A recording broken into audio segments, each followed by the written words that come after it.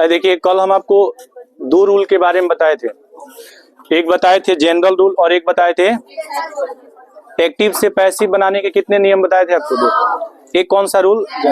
एक कौन सा रूल? अच्छा, जनरल रूल में आपको कितना रूल पढ़ना है? 15 पढ़ना है ना। देखिए जनरल रूल में ये 4 नियम भी आपको याद रखना है कि जब भी हम एक्टिव से क्या बनाते हैं? पैसिव। एक्टिव से क्या बनाएंगे? पैसिव। तो ऑब्जेक्ट को क्या बनाएंगे? सब्जेक्ट को ऑब्जेक्ट बना देंगे। ऑब्जेक्ट को सब्जेक्ट और सब्जेक्ट को क्या बनाएंगे? ऑब्जेक्ट। दूसरा, बिना हेल्पिंग वर्ब का कोई पैसिव नहीं बनता है। यहाँ देखो, बदमाशी कम करो तुम लोग। बिना हेल्पिंग वर्ब का कोई पैसिव नहीं बनता। पैसिव वॉइस में मेन वर्ब का कौन सा फॉर्म लगता है? थर्ड फॉर्म लगता है। कौन सा form? Third form. Third form के बाद कौन सा प्रीपोजिशन लगता है? बाई। बाई। ट्रांजिटिव का पैसिव बनेगा, इंट्रांजिटिव का पैसिव नहीं बनेगा। अब आगे आपको समझना है बाबू, ध्यान देंगे। अभी हम लोग बात करेंगे जनरल रूल्स का। किसका बात करेंगे? जनरल रूल्स का बात करेंगे। और जनरल रूल्स में आपको कितना नियम पढ़ना है बाबू? 15 नियम पढ़ना है। इस 15 नियम में आपको 12 टेंस मिलेगा। 12 क्या मिलेगा? टेंस मिलेगा। सुनिए, अगर हम टेंस की बात करें, देखिए हम लोग पढ़ रहे हैं एक्टिव से पैसिव वॉइस। क्या पढ़ रहे हैं बाबू? एक्टिव वॉइस से पैसिव वॉइस कैसे बनाते हैं। एक्टिव वॉइस से पैसिव वॉइस कैसे बनाते हैं। देखिए यहाँ पे ध्यान देंगे सब लोग। तुम हाथ नीचे करो। यहाँ पे देखिए, सबसे पहले सब्जेक्ट लिखेंगे। क्या लिखेंगे बाबू? सब्जेक्ट लिखेंगे। सब्जेक्ट के बाद क्या लिखेंगे? वर्ब। वर्ब के बाद क्या लिखेंगे? ऑब्जेक्ट। ऑब्जेक्ट के बाद अदर वर्ड और लास्ट में क्या आ जाएगा? Full stop. लास्ट में क्या आ जाएगा? Full stop. लास्ट में आ जाएगा फुल स्टॉप। जो सेंटेंस सब्जेक्ट से शुरू होगा उसे हम कौन सा वॉइस कहेंगे? एक्टिव। अब हम जब पैसिव बनाएंगे तो सबसे पहले हमको ऑब्जेक्ट लिखना है। बिना हेल्पिंग वर्ब का कोई पैसिव नहीं बनता। हेल्पिंग वर्ब के बाद मेन वर्ब का कौन सा form? Third form. Third form के बाद क्या लगेगा? बाई। बाई के बाद क्या लगेगा? सब्जेक्ट। सब्जेक्ट किस केस में होगा? ऑब्जेक्टिव केस में। और ऑब्जेक्ट किस केस में होगा? यहाँ नॉमिनेटिव केस में। समझ रहे हैं ना? ऑब्जेक्ट होगा किस केस में? नॉमिनेटिव केस में। और सब्जेक्ट किस केस में होगा? ऑब्जेक्टिव। अदर वर्ड होगा तो लिखेंगे, नहीं होगा तो कौन सा? फुल स्टॉप देंगे। इस सेंटेंस का नाम होगा असर्टिव सेंटेंस। क्या नाम होगा बाबू? Assertive sentence. बताइए, सेंटेंस का नाम?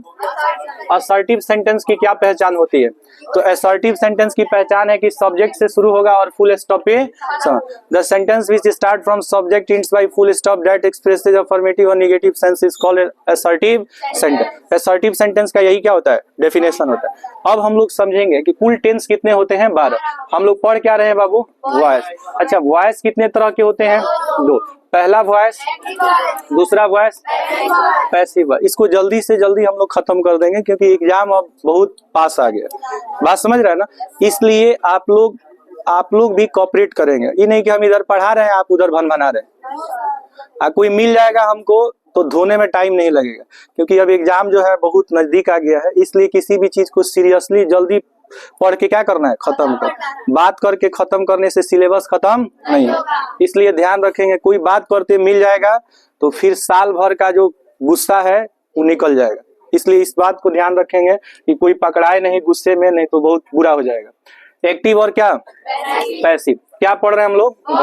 अब आपको याद रखना है कि कभी भी एक्टिव और पैसिव जो हम लोग बनाते हैं वो वर्ब का बनाते हैं। किसका बनाते हैं?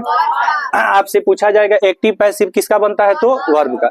सब में ऑब्जेक्ट को सब्जेक्ट और सब्जेक्ट को क्या बनाएंगे? ऑब्जेक्ट। लेकिन याद रखिएगा, एक्टिव पैसिव में जो मेन चेंज होगा वो क्या चेंज होगा? वर्ब। देखिए, एक्टिव में अगर V1 और V5 आपको दिखेगा ना तो पैसिव में आपको यूज करना है इज, एम, आर प्लस क्या?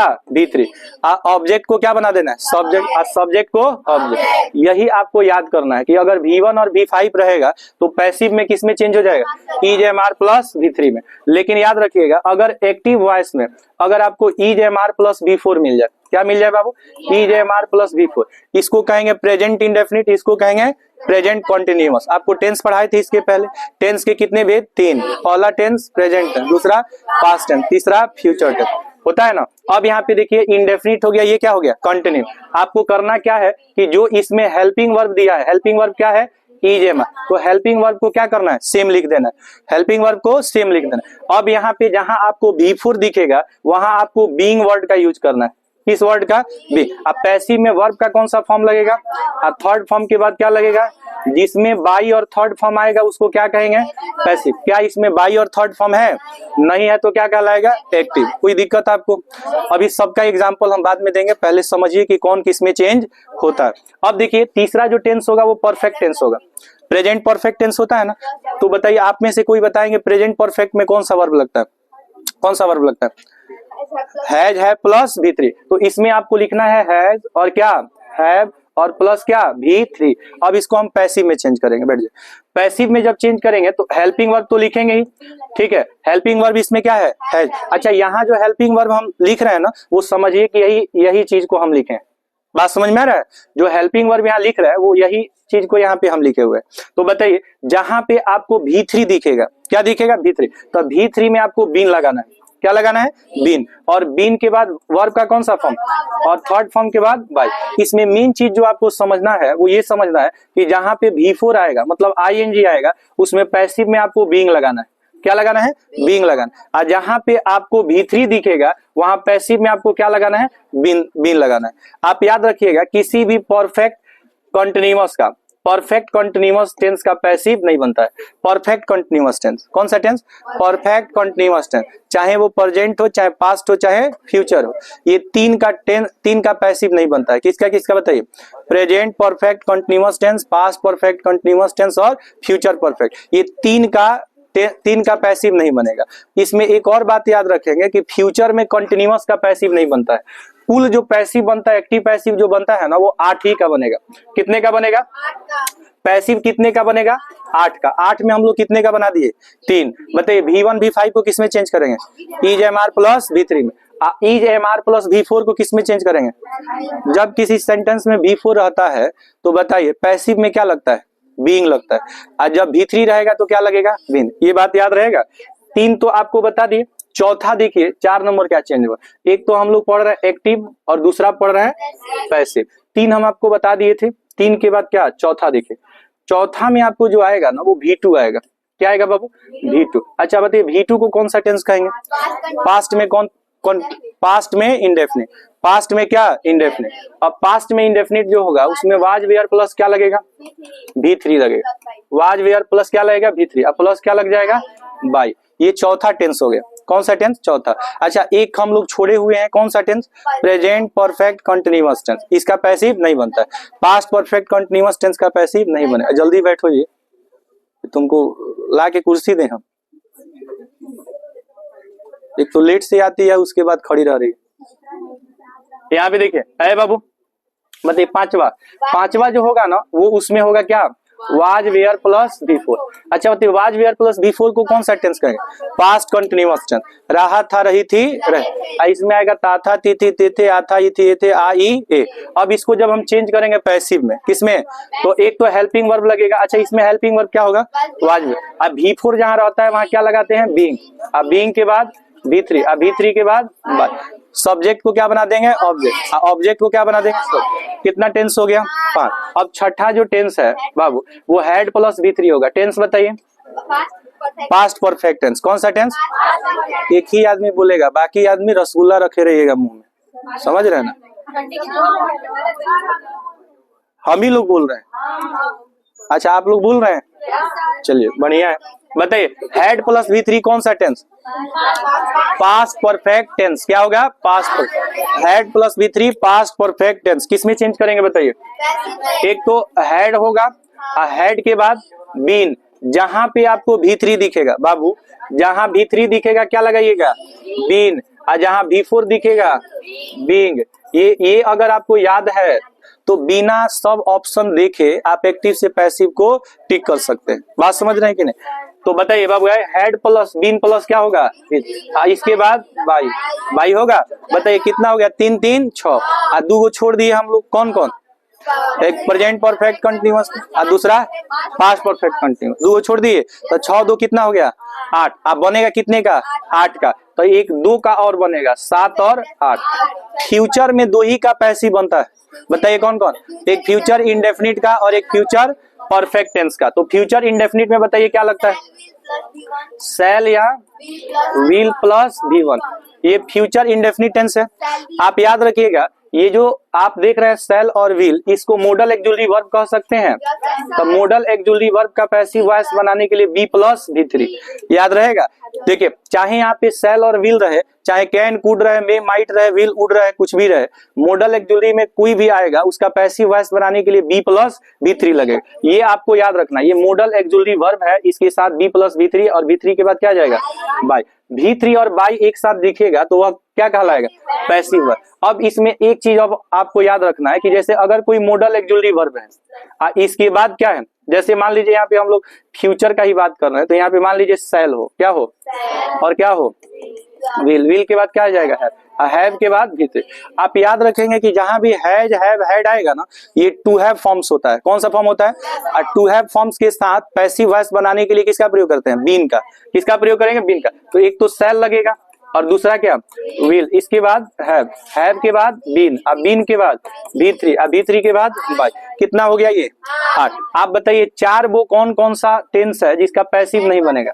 पहला present perfect continuous tense, past perfect continuous tense, future continuous tense और फ्यूचर परफेक्ट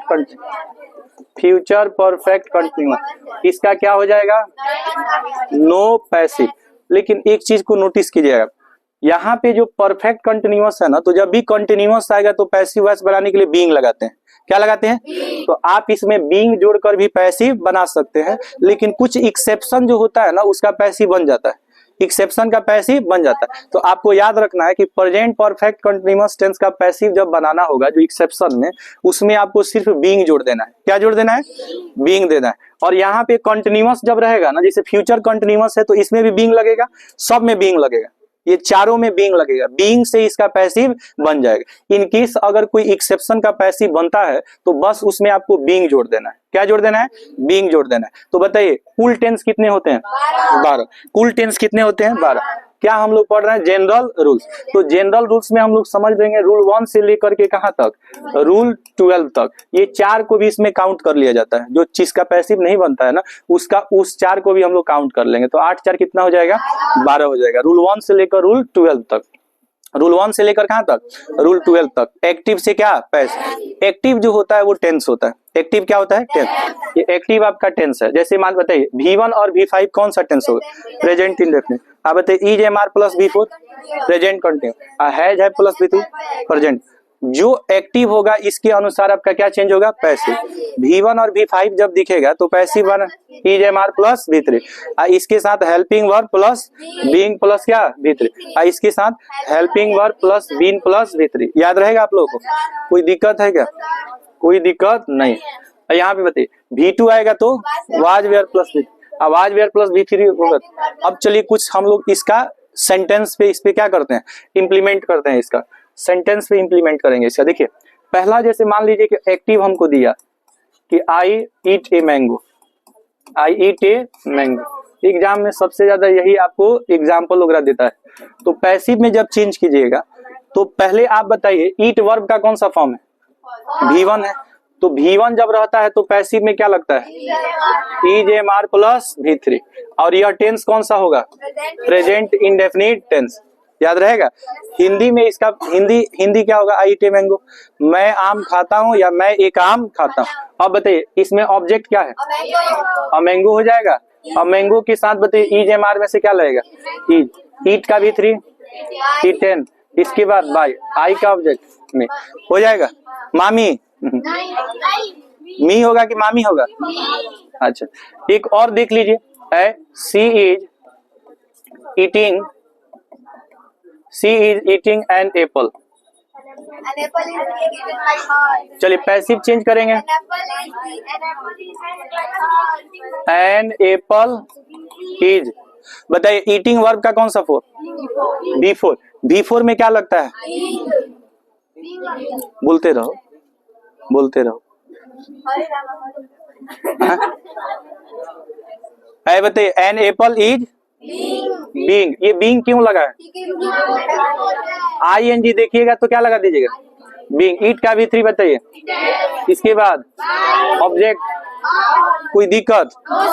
एक और एग्जांपल ले लीजिए। आई हैव सीन द, खूब पूछता है ये, खूब, इसके बिना कोई एग्जामे नहीं है, समझ रहे हैं कि नहीं? चलिए पैसिव,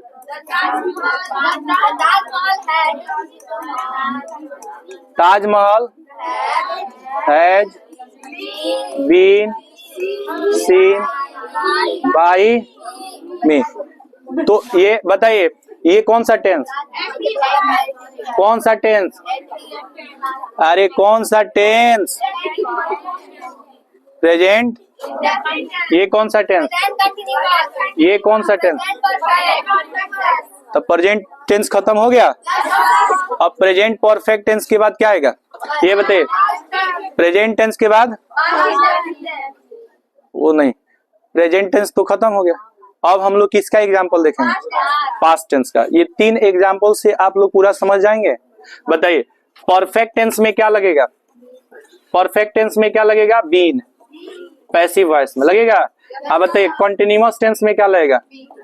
कॉन्टिन्यूअस टेंस में लगेगा बीइंग। अब बताइए इंडेफिनिट टेंस में क्या लगेगा? इज, एम, आर प्लस भी 3। इतना बात याद रहेगा? अब बताइए आई ईट ए मैंगो का पास्ट इंडेफिनिट टेंस क्या होगा? I ate a mango. I ate a mango. बताइए ईट का V2, ईट का V2 क्या होता है?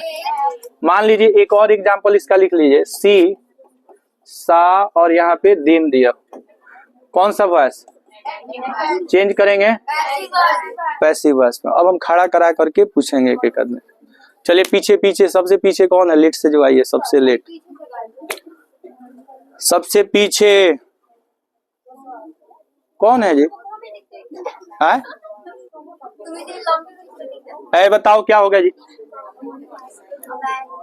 ऐ बताना है, पीछे बताओ क्या होगा? बोलती हो ना?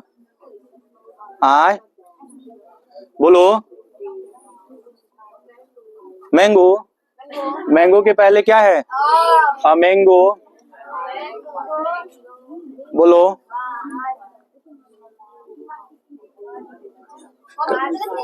आय क्या होगा? ईटेन बाई हो जाएगा। चलिए बैठे। इधर से कोई बताओ एक आदमी, बॉयज में, बॉयज में कोई बताओ एक आदमी क्या होगा? बोलो। खाली बिना मतलब का बात बोलने के लिए है तुम लोग, है? हम काहे लिए बताएं? है बताओ, अब तुम बताओ। अब बताओ क्या होगा? अब बकवास खूब करता है तुम लोग। अब पढ़ाई के बाद पूरा बकवास खत्म हो जाता है। बोलो जी क्या होगा? दे वेयर सीन बाई हर। इतना बबुआ की तरह पढ़ाया जा रहा है तब ये हाल है। एक बार में कह के निकल जाया जाए तब पूछेगा सर कौन चैप्टर, कौन चैप्टर पढ़ाए थे? हम तो भंगवाइल थे, सुबह सुबह क्लास रहता है तो एक बात को 30 बार कहने के बाद याद नहीं होता है। एक बार में कह के निकल जाया जाए कि हम तो बता दिए, काम खत्म। समझो तुम लोग का हालात क्या होगा। बताओ बाबा इसका कंटिन्यूअस टेंस बताओ, पास्ट कंटिन्यूअस। पास्ट कंटिन्यूअस बताइए। I was eating. मान लीजिए यहाँ पे आम मत खाइए, एप्पल्स मान लीजिए दिया, एप्पल्स हो गया। अब बताइए इसका पैसिव चेंज करना है। एन एप्पल्स कहाँ है जी? ये कौन याद कर लिए? एन एप्पल्स, एप्पल्स दिया है। बताइए क्या होगा? वाज होगा जी। वेयर होगा? बीइंग। कोई दिक्कत? बताइए क्या लग रहा है इसमें? एक और बता देंगे? बता दीजिए। जैसे मान लीजिए दिया हो they were, they were writing a poem. चलिए पैसिव में चेंज कीजिए, क्या होगा? पोएम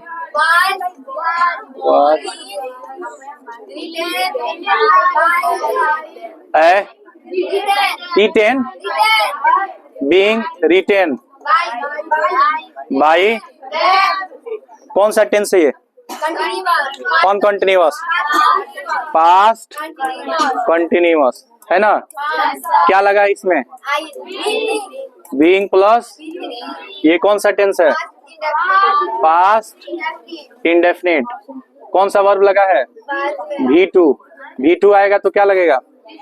वाज वेयर प्लस, दो टेंस खत्म हो गया, अब एक बचा ना, इसका परफेक्ट टेंस। चलिए इसका परफेक्ट टेंस देखिए, सी हैड हेल्प देम। कौन सा वॉइस? एक्टिव। चेंज करेंगे पैसिव में। बताइए क्या होगा? They had been help by. और बताओ इसमें क्या लगा है?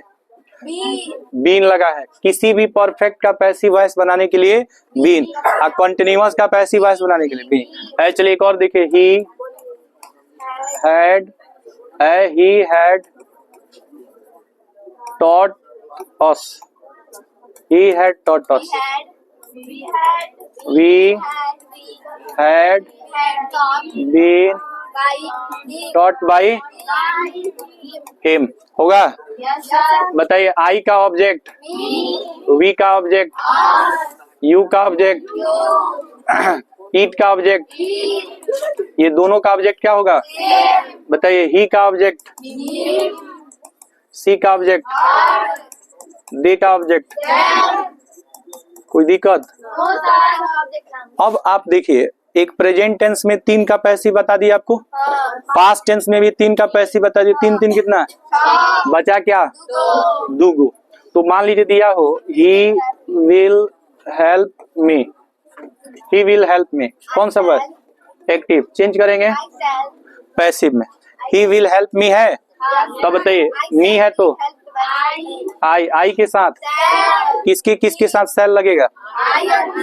आई और वी के साथ क्या लगेगा? और बाकी के साथ कोई दिक्कत? तो बताइए ये कौन सा एक्जुलरी वर्ब है? मॉडल एक्जुलरी वर्ब में क्या लगता है? बी। हेल्प का V3 क्या होगा? बाई। ही का ऑब्जेक्ट हो जाएगा। एक और देख लीजिए, जैसे मान लीजिए दिया हो ही विल हैव हेल्प्ड, ठीक है, he will have helped me, ठीक है, कौन सा वर्ड? पैसिव। बताइए क्या होगा? I shall have been help by him. कोई दिक्कत? कितना का बता दिए? फ्यूचर टेंस में किसका नहीं बनेगा?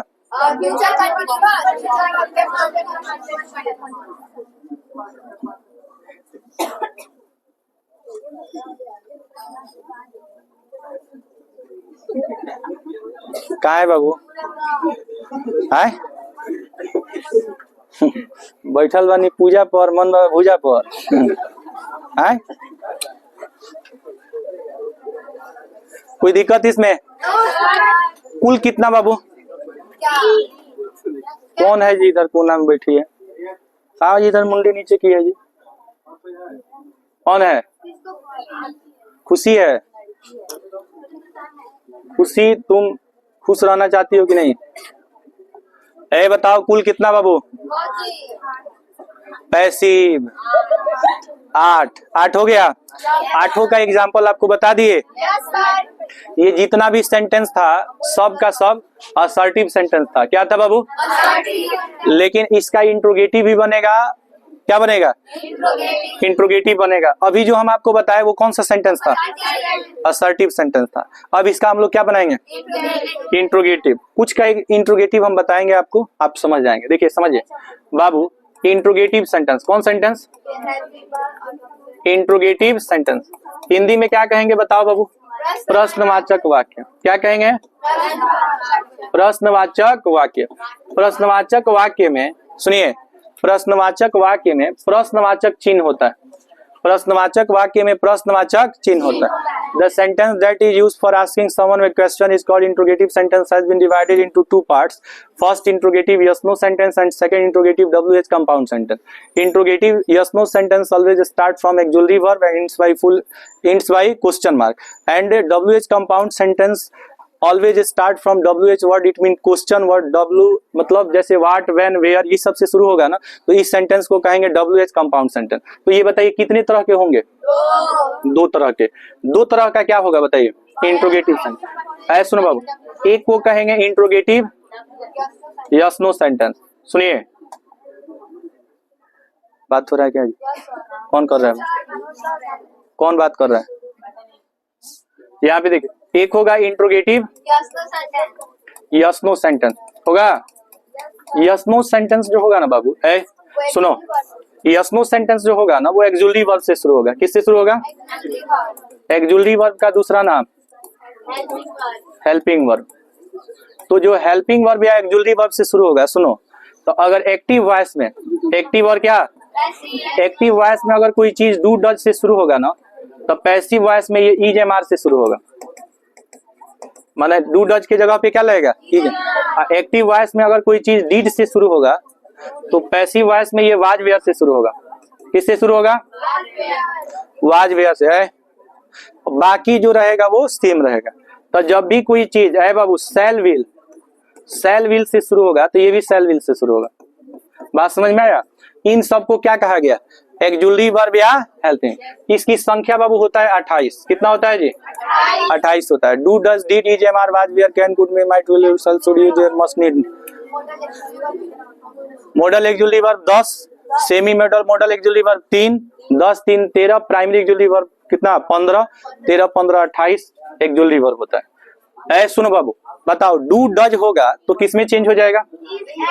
और डिड होगा तो वाज वेयर। अच्छा, डू V1 है ना, और डज क्या है? तो V1 V5 का पैसिव वॉइस बनाने के लिए, और डिड क्या है? V2, तो V2 का पैसिव वॉइस बनाने, सेल विल रहेगा तो इसमें बी जोड़ देंगे। क्या जोड़ देंगे? बी। अब समझो, दूसरा जो बाबू होगा WH कंपाउंड सेंटेंस। क्या होगा? WH कंपाउंड सेंटेंस क्या होगा बताइए? दूसरा होगा WH compound sentence, interrogative WH compound sentence, यही ना। WH कंपाउंड सेंटेंस हमेशा क्वेश्चन वर्ड से शुरू होगा बाबू। क्वेश्चन वर्ड्स जो होते हैं बेसिकली 9 होते हैं, और इन्हीं को WH वर्ड कहा गया। क्या कहा गया? WH word. अच्छा, ये क्या क्या होते हैं? तो व्हाट होगा, व्हेन होगा, वेयर होगा, हाउ होगा, हु होगा, हुज होगा, विच होगा, हुम भी होगा, वेयर होगा नहीं गया वेयर। 2 2 4 2 6 6 2 8, एगो और कौन है जी? What, when, where. वाई है क्या? वाई नहीं छूटा है। देखो 9 होता है। ये कितना होता है? ये 9 होता है बाबू। इसको हम लोग कहेंगे इंट्रोगेटिव WH कंपाउंड। अच्छा, इंट्रोगेटिव WH कंपाउंड का जब आप पैसिव बनाइएगा, क्या पैसिव, तो पहले WH वर्ड होगा। क्या होगा? WH वर्ड होगा, और WH वर्ड के बाद क्या जाएगा? हेल्पिंग वर्ब के बाद ऑब्जेक्ट, और इसके बाद और लास्ट में क्वेश्चन मार्क। कौन सा सेंटेंस बताइए? इसके पहले वाला जो सेंटेंस पढ़े थे ना, वो असर्टिव था, और ये दूसरा सेंटेंस है इंट्रोगेटिव। जिस सेंटेंस का प्रयोग प्रश्न पूछने के लिए किया जाता है उसे हम इंट्रोगेटिव सेंटेंस कहते हैं। जैसे अगर कहेंगे कि क्या तुम आम खाते हो, ठीक है, तो क्या तुम अंग्रेजी पढ़ते हो, ठीक है। तो जितना भी सेंटेंस, सुनिए, जितना भी सेंटेंस हेल्पिंग वर्ब से शुरू होगा, किससे शुरू होगा? उसको हम लोग कहेंगे इंट्रोगेटिव यस नो से, और WH वर्ड से शुरू होगा तो WH कंपाउंड से। अब समझो बाबू, अब इसका एग्जांपल लिख देते हैं। मान लीजिए आप कहें कि do you eat an apple, question mark. बताओ ये कौन सा सेंटेंस है बाबू? कौन सा सेंटेंस है? एक्टिव है। अच्छा, टेंस कौन सा है? टेंस। टेंस क्या है? Present indefinite. आपको ये चीज याद रखना है कि जहां भी डू डज आएगा तो पैसिव में क्या लग जाएगा? Is, am, are. तो आप बताइए बाबू, यहाँ पे क्या है? An apple. एन एप्पल के साथ क्या लगेगा? इज। क्या होगा? An apple. ईट का भी 3 बताओ। ईटेन। और क्या? बाय। यू का ऑब्जेक्टिव केस भी क्या होता है? कोई दिक्कत? मान लीजिए आपको दिया कि does she not tell a lie, बताइए कौन सा वॉइस चेंज करेंगे? पैसिव में। बताओ बाबू, यहाँ पे क्या है? ए लाई। अलाई के साथ क्या लगेगा? इज। तो यहाँ पे लिखेंगे इज अलाई नॉट। होगा? टोल्ड कहां से आया? टेल का भी 3। और क्या? बाई। सी का ऑब्जेक्ट बताओ। क्वेश्चन मार्क लगेगा एक्टिव में भी और। अच्छा, ये सब किससे शुरू हुआ है? हेल्पिंग वर्ब से। तो हेल्पिंग वर्ब से जो चीज शुरू होगा उसको हम लोग क्या कहेंगे? Yes no sentence. अच्छा, एक चीज और मान लीजिए दिया कि did he not tell a lie. Did he not tell a lie, कौन सा वर्ड चेंज करेंगे? बताएंगे? बताइए। सबसे पहले अलाई है तो क्या लगेगा? वाज। तो यहाँ पे लिखेंगे वाज। क्या लिखेंगे? Ally not told by him. चलिए एक और देख लेते हैं एक्टिव वॉइस में। Will you not help me. Will you not help me. चलिए पैसिव। बताइए, मी है तो आई। आई के साथ cell.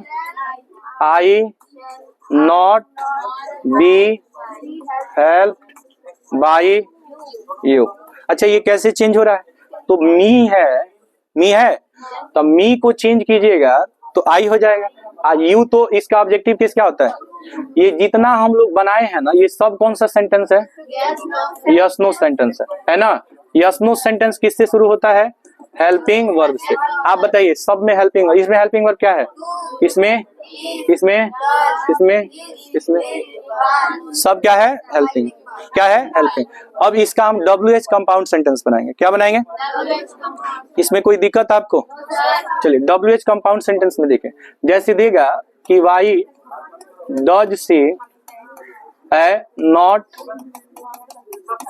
Speak the truth. Why does she not speak the truth. वह सत्य क्यों नहीं बोलती है? अब इसका हमको पैसिव वॉइस बनाना है। क्या बनाना है? Passive voice. क्या हो रहा है जी? बोर्ड पे ध्यान दो। देखिए यहाँ पे क्या है? यहाँ पे वाई। तो वाई है तो क्या लिख देंगे? बताओ बाबू, द ट्रूथ है तो इसके साथ क्या लगेगा? इज। तो डज की जगह पे क्या लग जाए? इज। और यहाँ पे क्या हो जाएगा? The truth. और क्या? नॉट। स्पीक का भी 3। Spoken by. सी का ऑब्जेक्ट। और कोई दिक्कत? देखिए, कभी भी आप याद रखिएगा कि अगर WH वर्ड शुरू में होगा ना तो इसमें भी WH वर्ड शुरू में लगेगा। अगर हेल्पिंग वर्ब शुरू में रहेगा तो इसमें भी हेल्पिंग वर्ब शुरू में रहेगा। चलिए एक और सेंटेंस दे दीजिए। जैसे when does he teach English. When does he teach English. चलिए बाबू, इसका एक्टिव है, ये पैसिव वॉइस बनाना। व्हेन है तो अच्छा, वाई रहेगा तो वाई लिखेंगे, व्हेन रहेगा तो जो रहेगा उसी को उठा के पटक देंगे। बात समझ में आया? तब बताइए, इंग्लिश के साथ क्या लगेगा? क्या होगा? इंग्लिश। अब क्या होगा? टीच का भी 3 बताइए। टॉट बाई हो जाएगा।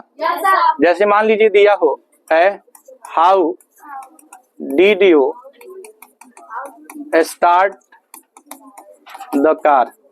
ये क्या हो गया? Active passive. बताइए क्या होगा? हाउ। डिड है तो वाज। क्या है? द कार हो जाएगा। स्टार्ट का भी 3 बताइए। Started by you. कोई दिक्कत? जैसे मान लीजिए दिया कि why will he not help me. कौन सा वर्ड चेंज करेंगे? बताओ क्या होगा? वाई सेल आई क्या? हिम। कोई दिक्कत? इस रिश्ते का क्या नाम दें? Compound sentence. कोई दिक्कत? कोई दिक्कत नहीं है, कोई दिक्कत नहीं है ना।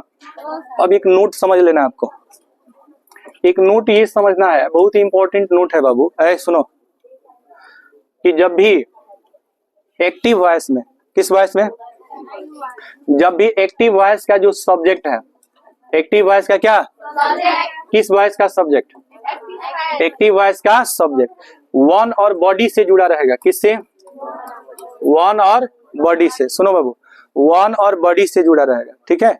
जब भी एक्टिव वॉइस का सब्जेक्ट वन और बॉडी से जुड़ा रहेगा, समझ रहे हैं ना। और इसके अलावा एक्टिव वॉइस का सब्जेक्ट जब वी होगा और देम होगा, वी होगा और दे होगा, वी होगा और क्या होगा, दे होगा। समझिए, वन और बॉडी से जो वर्ड जुड़ता है उसमें सबसे पहले सम आता है, उसके बाद एनी आता है, उसके बाद एवरी आता है और इसके बाद नो आता है। समझो, ध्यान से समझिएगा आप लोग। देखिए यहाँ पे कौन सोया है जी? कहो मुर्गा नहीं बोलेगा, मुर्गा नहीं बोलने वाला यहाँ है। देखो यहाँ पे बताओ बाबू, सम में वन जोड़ोगे तो क्या बनेगा? सम वन। है बताइए, सम में बॉडी जोड़िएगा तो, नो में वन जोड़िएगा तो, नो वन को ही नॉन। अब बॉडी जोड़िएगा तो, एनी में वन जोड़िएगा तो, अब बॉडी जोड़िएगा तो, एनी, एवरी में जोड़िएगा तो, एवरी वन, और क्या हो जाएगा? एवरी। अच्छा एक बात समझो है, इन सबको कहा जाता है इंडेफिनिट प्रोनाउंस। क्या कहा जाता है? Indefinite pronouns. इसके साथ साथ जहां पे पीपल होगा, पब्लिक होगा, डॉक्टर होगा, टीचर होगा, पेरेंट्स होगा, पेरेंट्स होगा, क्राउड होगा। क्राउड मतलब क्या होता है जी? भीड़ होता है। इसको मूव भी कहा जाता है, मूव, दोनों का अर्थ भीड़ होता है। तो क्राउड होगा, ठीक है, मूव होगा, MOV, डी लिख दिए क्या जी? MOV, मूव मतलब भीड़, MOV। अच्छा, रॉबर होगा, क्या? रॉबर्स मतलब क्या होता है जी? क्या होता है? डाकू। सुनो बाबू, डाकू। इसके साथ साथ वी का ऑब्जेक्ट बताओ, ऑस, और दे का ऑब्जेक्ट बताओ, देम। दे का ऑब्जेक्ट देम। अच्छा, एक वर्ड साइंटिस्ट होगा, क्या होगा? साइंटिस्ट होगा। साइंटिस्ट मतलब क्या होता है? वैज्ञानिक। क्या होगा? No use, no use in the passive voice. याद रखिएगा, ये वर्ड जहां भी आपको सब्जेक्ट के रूप में दिखेंगे, ये वर्ड जहां भी आपको सब्जेक्ट के रूप में दिखेंगे, इसका प्रयोग पैसिव वॉइस में बाई के साथ करिएगा तो गलत हो जाएगा। बाई के साथ इसका प्रयोग नहीं होता है, याद रखिएगा। बाई के साथ उपरोक्त का प्रयोग पैसिव वॉइस में नहीं होता है, ठीक है। बाई के साथ, किसके साथ? बाई समवन लिख दीजिएगा तो गलत, बाई समबडी लिख दीजिएगा तो गलत। कभी बाई के साथ इन वर्ड्स का प्रयोग नहीं किया जाता है। अब जैसे देखिए, आपको दे देगा एक्टिव वॉइस में कि पीपल स्पीक भोजपुरी इन बिहार। पीपल स्पीक भोजपुरी इन बिहार, कौन सा वॉइस है? एक्टिव, एक्टिव वॉइस है। अब इसको हमको चेंज करना है किसमें? पैसिव वॉइस में। ऑब्जेक्ट इसमें करते हैं क्या है? भोजपुरी। भोजपुरी वर्ब से तुरंत बाद जो होता है वो ऑब्जेक्ट होता है, और ये अदर वर्ड। तो बताइए क्या हो जाएगा? भोजपुरी। तो भोजपुरी के साथ क्या लगेगा? इज। स्पीक का V3, स्पोकन इन बिहार। अच्छा याद रखिएगा, इसमें बाई पीपल का प्रयोग कीजिएगा ना तो गलत हो जाएगा, तो बाई पीपल का प्रयोग नहीं होगा। ये सबसे इंपॉर्टेंट नोट है कि जब भी वाक्य का subject someone, somebody, no one, nobody, everyone, everybody, people, public, doctor, robot, teacher, parents, ये सब रहेगा ना तो इसका प्रयोग पैसिव वॉइस में बाई के साथ नहीं किया जाता। इस तरह से आपका रूल 1 से लेकर के रूल 12 तक टेंस का पैसिव क्या हो गया? समाप्त हो गया। आप घर पे इसका प्रैक्टिस करेंगे, ठीक है। आप ऑक्सफोर्ड का अगर बुक देखेंगे ना, ठीक है, तो ऑक्सफोर्ड का जो बुक है उसमें एक्सरसाइज 55 जो है ना, 55 से लेकर के 60 तक दिया है केवल टेंस, ठीक है। तो उसमें आप लोग देख लेंगे 55 से 60 तक दिया हुआ है। ऑक्सफोर्ड में आप लोग उसका बनाएंगे और जो भी डाउट होगा उसको आप लोग पूछ लेंगे। देखिए कहा जाता है the more you practice the more you will be perfect. आप जितना ज्यादा अभ्यास करेंगे उतना ही ज्यादा आप परफेक्ट होंगे, मतलब परिपूर्ण होंगे। देखिए आप याद रखिएगा एक चीज जिंदगी में, आप लोग याद रखिएगा, अभी आप लोग को यह चीज आपको कितना भी हम समझा लें आपको समझ में नहीं आएगा, क्योंकि इस समय सारा चीज ना आपके पिताजी आपको दे रहे हैं, आपके मेहनत से वो चीज प्राप्त नहीं हो रहा है। अभी हम लोग जॉब जो करते हैं ना, तो उसमें एक चीज अपना एक्सपीरियंस आपको शेयर कर रहे हैं। दुनिया का सबसे माने बड़ा मोटिवेशन और सबसे बड़ी बात है, इससे बड़ा बात आज तक बना ही नहीं। अगर इस चीज को आप अप्लाई कर लें, इम्प्लीमेंट कर लें, तो आपका जिंदगी क्या, आपके आने वाले 7 पीढ़ी का जिंदगी संवर जाएगा। बात समझ रहे हैं? वो चीज ये है कि एक चीज हम लोग नोटिस करते हैं। देखिए कोई भी आदमी जब तक समय उसके पास रहता है ना, उस समय का दुरुपयोग करता है, और जब समय हाथ से निकल जाता है फिर उस समय केवल पछताता है। समझ रहे हैं कि नहीं? हम लोग देखते हैं ना कि सुबह में 8 बजे से लेकर के और 8 बजे तक व्यक्ति जो काम करता है ना, उसका तनख्वाह सबसे कम होता है। इस चीज को देखिए, जो स्टूडेंट लाइफ में एंजॉय किया, पढ़ाई नहीं किया, ठीक है, उस व्यक्ति को 8 बजे से 8 बजे तक काम करना पड़ता है और सबसे कम तनख्वाह उसका होता है। और जो व्यक्ति स्टूडेंट लाइफ में जितना मेहनत करता है, माने समझिए कि सर का पसीना जो है उसके पैर तक चला जाता है स्टूडेंट लाइफ में, उस व्यक्ति को मात्र न 1 घंटा से आधा घंटा काम करना पड़ता है और उसका सैलरी, उसका फैसिलिटी बहुत ज्यादा होता है। अब इस चीज को समझिए कैसे।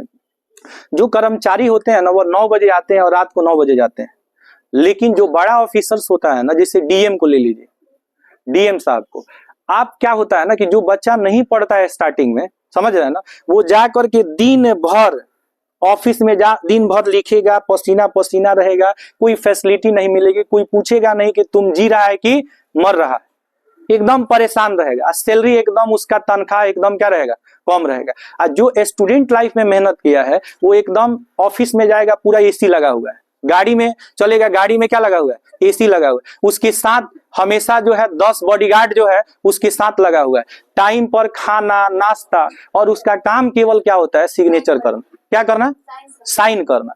तो जिंदगी में समझिए कि आप जितना सुबह से शाम तक पोथी पात्रा लिखते हैं ना, उसका एक साइन जो होता है, मतलब आप 4 घंटा जिस चीज को लिखेंगे, छोटा कर्मचारी जो 4 घंटा किसी चीज को लिखता है, डीएम 1 साइन करता है, और जितना उसका मतलब समझ लीजिए जो कर्मचारी होता है साल भर का जिसका उतना तनख्वाह होता है, वो 1 दिन में उतना पैसा कमा लेता है।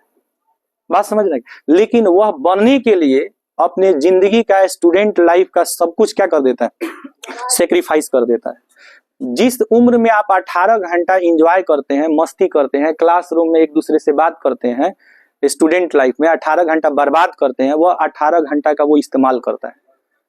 और समझिए कि उस समय आपको ज्यादा पैसे की जरूरत होती है, क्योंकि माँ बाप बुजुर्ग हो जाते हैं, बूढ़े हो जाते हैं, और सारी जिम्मेदारी किस पे आ जाती है, आप पे आ जाती है। तो इस समय को आप इस तरह से यूटिलाइज कीजिए, इस तरह से कीजिए कि आपका साइन ही काफी हो। आप ऑफिस में जाएंगे, पूरा डेकोरेट ऑफिस आपको मिलेगा, बैठेंगे तो एकदम लगेगा जन्नत में बैठे।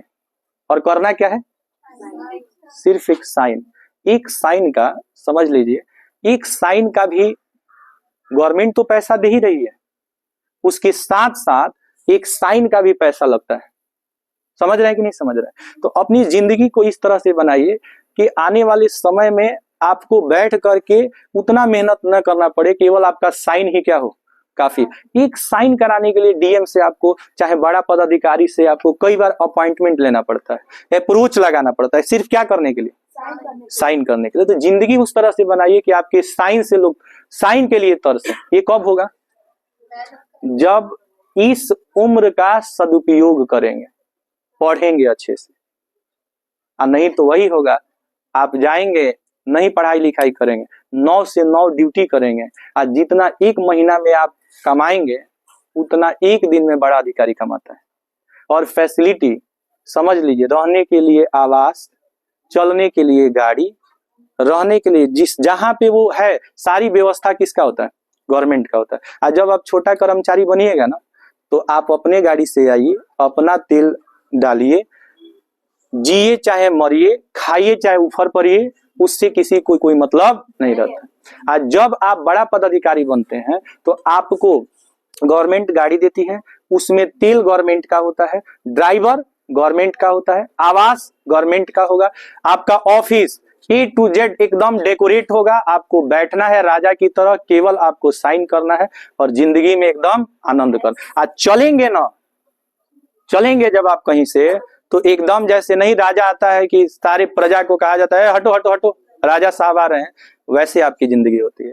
और नहीं मेहनत करेंगे, हर जगह धक्का खाएंगे, लात खाएंगे, गाली सुनेंगे और जिंदगी में हर जगह लगेगा कि दुनिया में गम ही गम है। समझ रहे हैं कि नहीं समझ? इन सब चीजों पे आपको क्या करना है, ध्यान देना, अभी से ध्यान देना। और एक बात याद रखिएगा, बच्चों के लिए होता है कि अरे डीएम या कोई बड़ा अधिकारी, वो तो बहुत टाइम लगेगा, बहुत टाइम नहीं लगेगा। आप अगर अपने जो उम्र है ना, जैसे मान लीजिए कि अगर आप 25 साल 26 साल तक अगर अच्छे से, ऐसे तो 22 साल की उम्र में लोग अधिकारी बन जाते हैं, कितने साल के, लेकिन 22 साल के उम्र में अधिकारी आप कब बनेंगे, जब एकदम पढ़ने के प्रति कॉन्शियस रहेंगे। बात समझ रहे हैं ना, मतलब कि हमें कब मैट्रिक कर लेना है, कब इंटर कर लेना है, कब ग्रेजुएशन कर लेना है, कब प्रिपरेशन कर लेना है, जब इसका प्री प्लानिंग रहेगा तभी हो पाएगा। नहीं तो भेड़िया धसान हो रहा है कि भेड़ जैसे चल रहा है उसमें हम भी चल रहे हैं, तो फिर जिंदगी वैसे ही चलेगी जैसे अब तक चलती आ रही है। जैसे आपके पूर्वजों का जिंदगी बदतर था, आपका भी जिंदगी वैसे ही रहेगा। तो जिंदगी को कुछ सुधारना है तो प्री प्लानिंग कीजिए, उस पे फोकस कीजिए। देखिए वैसे भी आप टाइम दे रहे हैं, आप फी दे रहे हैं, सब कुछ दे रहे हैं, थोड़ा सा सोचने की जरूरत है। वह सोच, कहा जाता है इंसान की सोच और पैर की मूंछ कभी आगे नहीं बढ़ने देता है। अगर आपका पूरा शरीर जो है ना स्वस्थ रहे और पैर में मूंछ आ जाए तो आप ठीक से चल नहीं सकते हैं और नहीं दौड़ सकते हैं। और आपकी कितना भी आप पढ़ रहे हैं लेकिन सोचेंगे नहीं ना कि हमें आगे चल करके कुछ करना है, कुछ बनना है, तो सारा पढ़ाई आपका क्या हो जाएगा, व्यर्थ हो जाएगा, बेकार हो जाएगा। इन चीजों पे आपको ध्यान देना है, ठीक है। तो ये हम लोग रूल 1 से लेकर रूल 12 तक कंप्लीट कर लिए। यह एक नोट था, ये भी हम लोग देख लिए, समझ रहे हैं ना। अब कल हम लोग देखेंगे रूल नंबर कितना, 13, ठीक है। इंग्लिश का क्लास ओवर हो गया, अब हम लोग हिंदी पे देखेंगे।